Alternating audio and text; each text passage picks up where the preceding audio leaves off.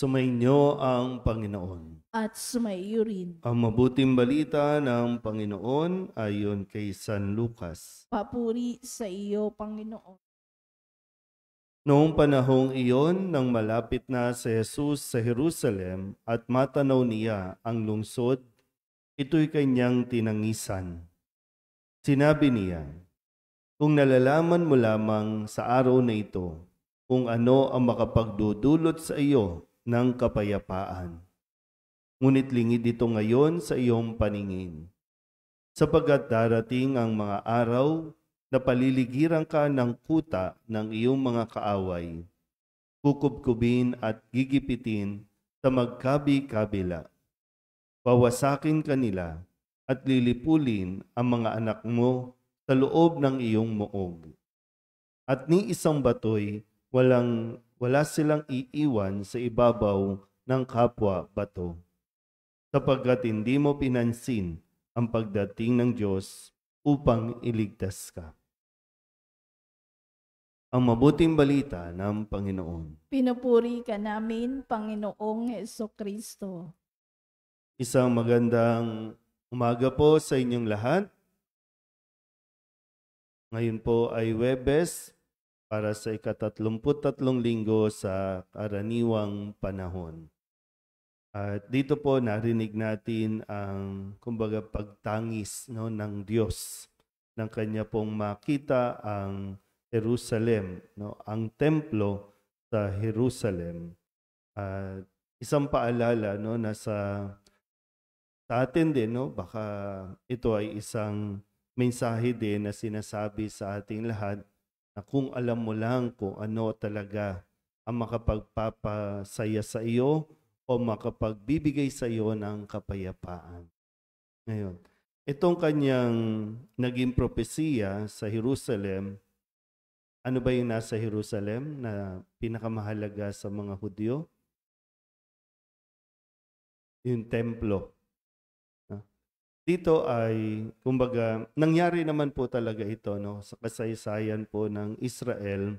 Nangyari po ito at hanggang ngayon, nangyayari pa rin na magkabi-kabilang mga bansa ang nais pa rin silang sakupin. Pero ito yung isa sa pinapaalala, dahil ang mga tao noon ay naiwan na lamang doon sa pagpapahalaga nila sa templo. Nilagyan ng palamuti yung templo, mga mamahaling mga bato, ginto, o kung ano pa mang mga magagarbong mga palamuti. At lahat ay naiwan na lang din doon sa ritual. Ng bawat isa dapat maghandog, dapat magbigay. Yun na yung kanilang naging atensyon. At hindi nila pinansin o napansin yung pagdating ng nag-iisang anak ng Diyos, yung ipinangako na ibinigay sa kanilang ninuno pa nang si Jesus ay dumating, hindi nila kinilala, hindi nila tinanggap. Kaya gano'n na lang yung kanyang na isang bulat na kung alam nyo lang kung ano talaga ang makapagdudulot ng kapayapaan. Yan ay ang pagtanggap sa Diyos.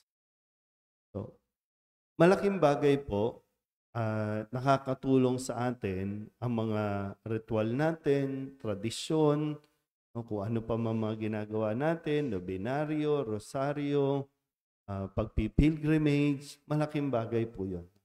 Pero yung tanong ay, ito ba'y nagbibigay sa atin ng iba yung inspirasyon na tanggapin si Jesus? Pag sinabing tanggapin si Jesus, sinusunod ba natin ang kanyang mga ipinag-uutos?